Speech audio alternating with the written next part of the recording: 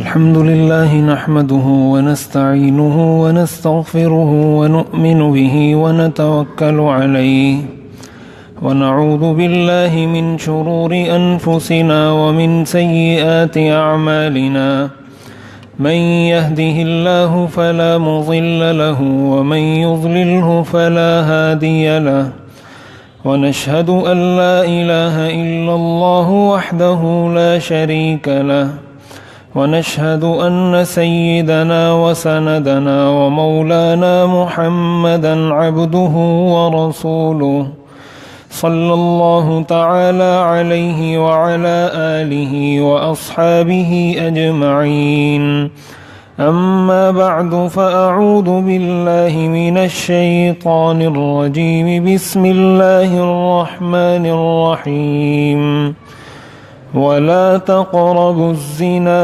إنه كان فاحشة وساء سبيلا وقال النبي صلى الله عليه وسلم الحياء شعبة من الإيمان أو كما قال النبي صلى الله عليه وسلم صدق الله وصدق رسوله النبي الكريم ونحن على ذلك لمن الشاهدين والشاكرين والحمد لله رب العالمين۔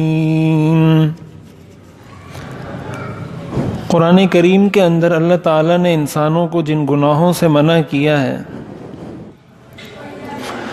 بہت سارے گناہ، عموماً سارے گناہ وہی ہیں جس سے منع کرتے وقت یہی کہا گیا کہ یہ کام مت کرو۔ مثلا لا تقتلوا النفس التي حرم اللہ الا بالحق، کسی کو ناحق قتل مت کرو۔ لیکن کچھ گناہ ایسے ہیں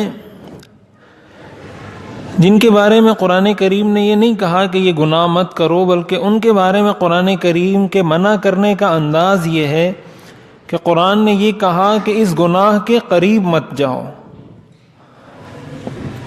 ان گناہوں میں سے ایک گناہ زنا ہے۔ قرآن کریم میں اللہ تعالیٰ نے ارشاد فرمایا وَلَا تَقْرَبُوا الزِّنَا، زنا کے قریب مت جاؤ۔ علماء نے اسی لیے لکھا ہے کہ جس طرح زنا کرنا گناہ کبیرہ ہے، حرام ہے، ناجائز ہے، اسی طرح وہ کام کرنا، ایسی حرکتیں کرنا، ایسے کام کرنا، ایسی باتیں کرنا جو انسان کو اس گناہ کے قریب لے کر جائے، یہ باتیں کرنا، یہ عمل کرنا بھی اسی طرح حرام ہے۔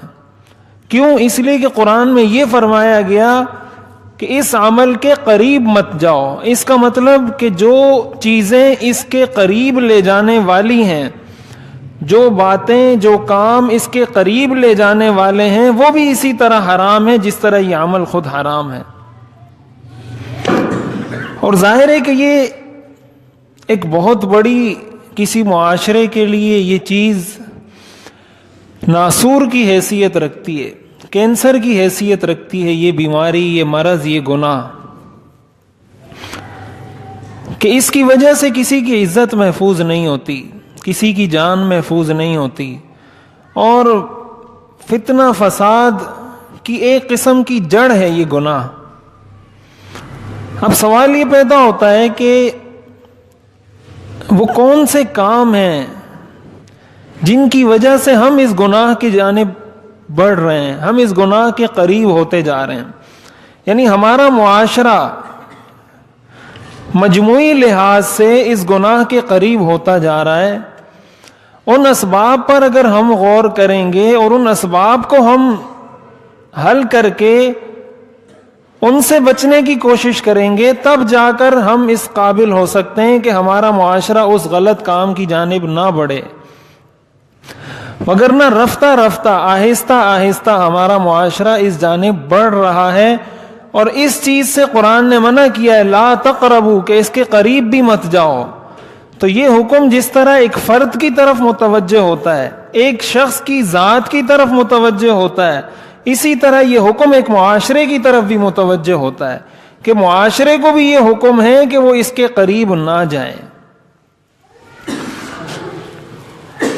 اب اس کے اندر سب سے پہلے اگر دیکھا جائے قرآن کریم کی تعلیمات کو، حضور علیہ الصلاۃ والسلام کے ارشادات کو،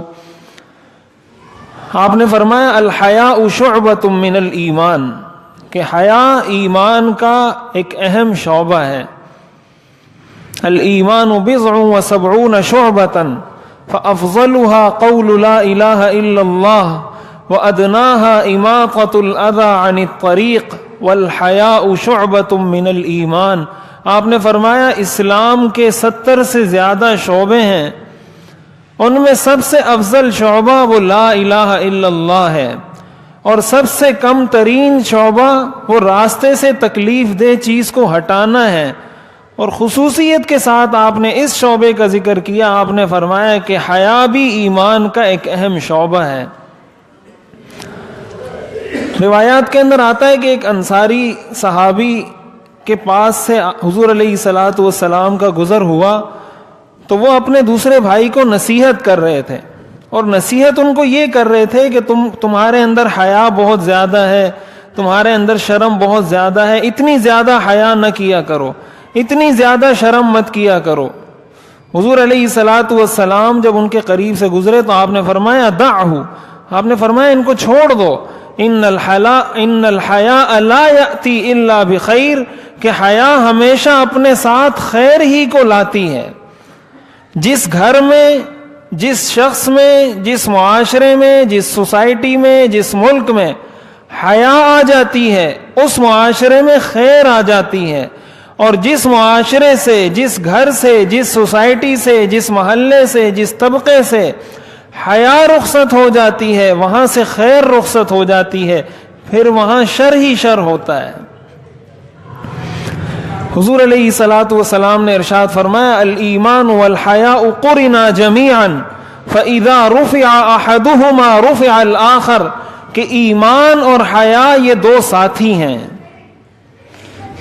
ایمان اور حیا یہ دو دوست ہیں، دو ساتھی ہیں۔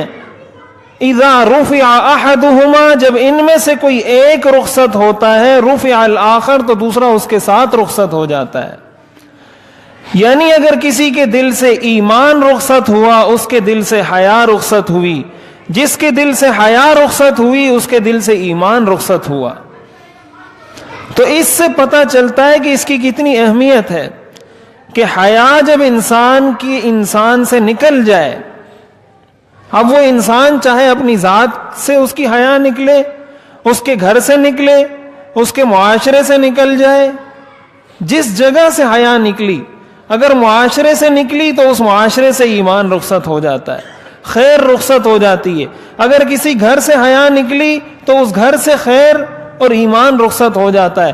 کسی شخص کی ذات سے نکلی تو اس شخص کی ذات سے حیا اور ایمان رخصت ہو جاتا ہے۔ یہ صحیح حدیث ہے۔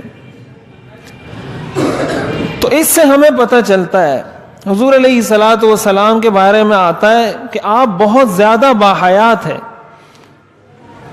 حدیث شریف کے اندر آتا ہے صحابہ نے حضور علیہ الصلاۃ والسلام کی جو حالت اور جو حیت بیان کی ہے، وہ فرماتے ہیں کان رسول اللہ صلی اللہ علیہ وسلم اشد الناس حیاء من العذراء فی خدرها، کہ آپ ایک کواری لڑکی جس طرح جب وہ دلہن بن کر بیٹھی ہوتی ہے اپنے اس ہودج کے اندر یا اپنی اس ڈولی کے اندر، جس طرح اس وقت اس پر حیا کی ایک کیفیت طاری ہوتی ہے، حضور علیہ الصلاۃ والسلام عام زندگی میں اس سے بھی زیادہ باحیات ہے۔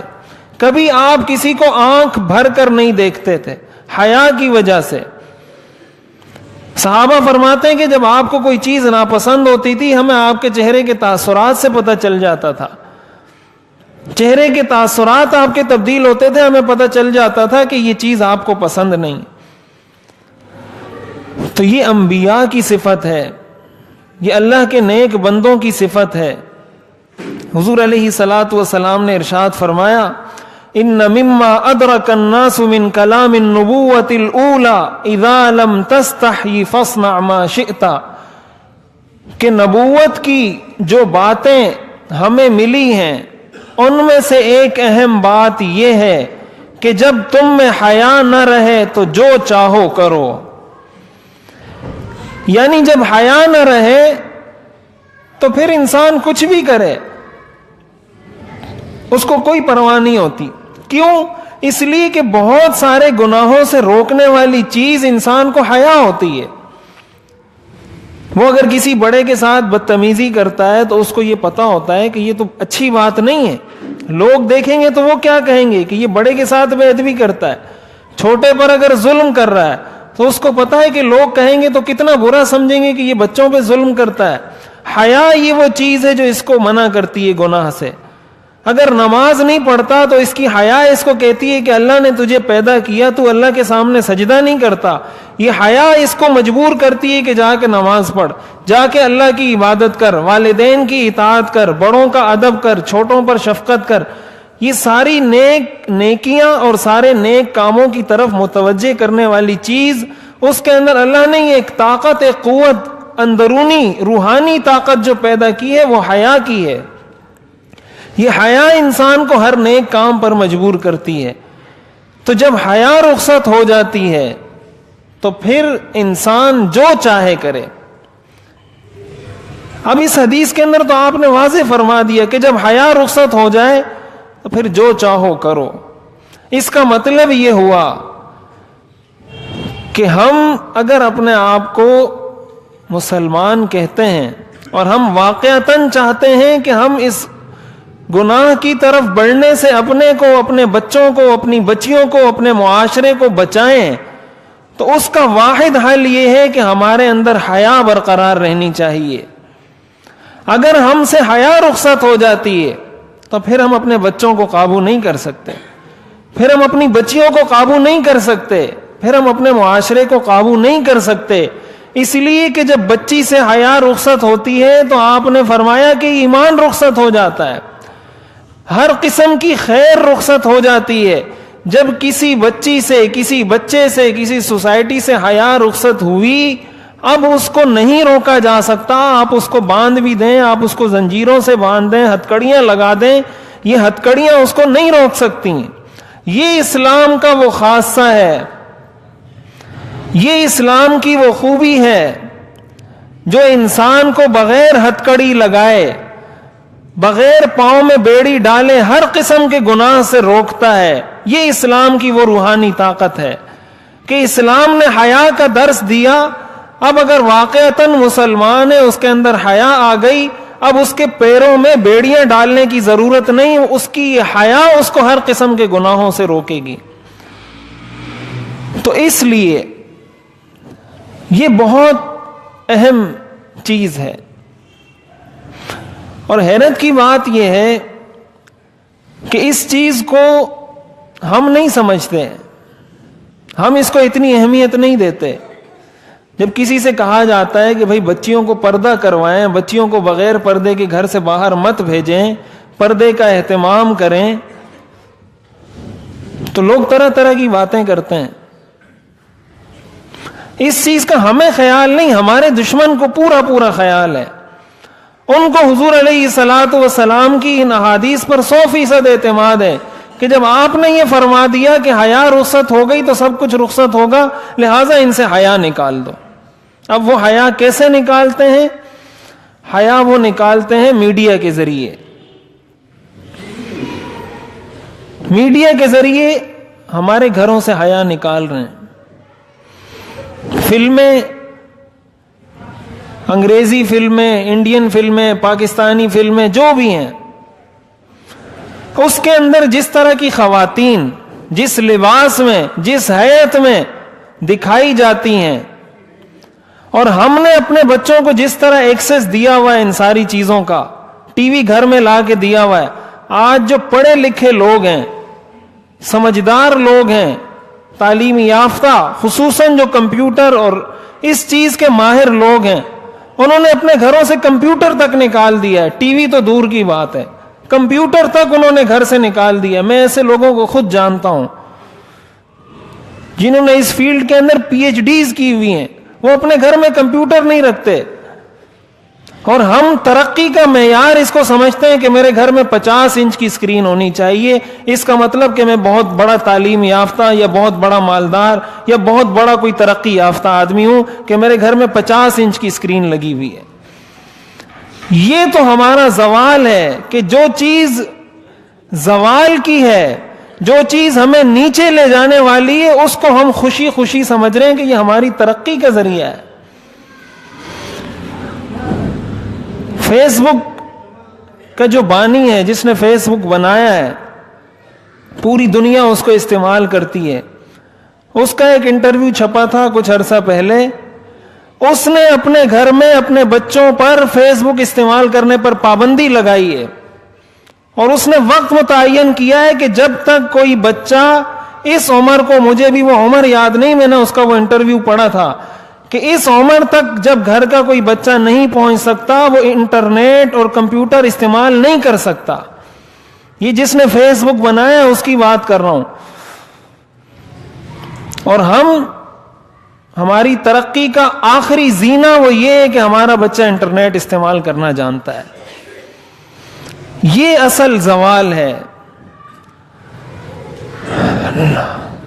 جب انسان سے حیا رخصت ہوتی ہے, تو میں یہ عرض کر رہا تھا کہ جب یہ میڈیا ہمارے بچوں کو یہ چیزیں دکھا رہا ہے,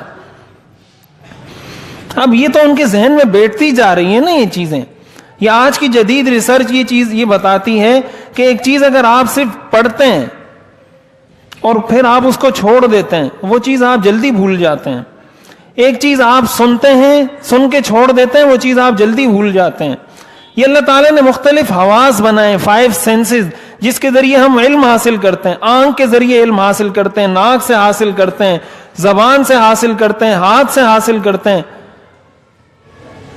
تو یہ جب ایک سینس استعمال ہو رہا ہو, ایک ذریعہ استعمال ہو رہا ہو کسی چیز کو علم حاصل کرنے کا, وہ چیز انسان جلدی بھول جاتا ہے. لیکن ایک چیز ایسی ہے جس کو آپ آنکھ سے بھی دیکھ رہے ہیں, کانوں سے بھی سن رہے ہیں, آنکھوں سے پڑھ بھی رہے ہیں, آنکھوں سے دیکھ بھی رہے ہیں. جتنے زیادہ حواس کسی چیز کو سیکھنے میں استعمال ہوں گے, اتنی وہ چیز انسان کے دل و دماغ میں پختہ ہو جائے گی. اگر ایک چیز کو آپ نے صرف دیکھ کے سمجھا ہے, وہ چیز آپ کے ذہن سے نکل جائے گی. لیکن ایک چیز کو آپ نے دیکھا بھی ہے, سنا بھی ہے, وہ چیز آپ سے اس کے مقابلے میں دیر سے بھولے گی.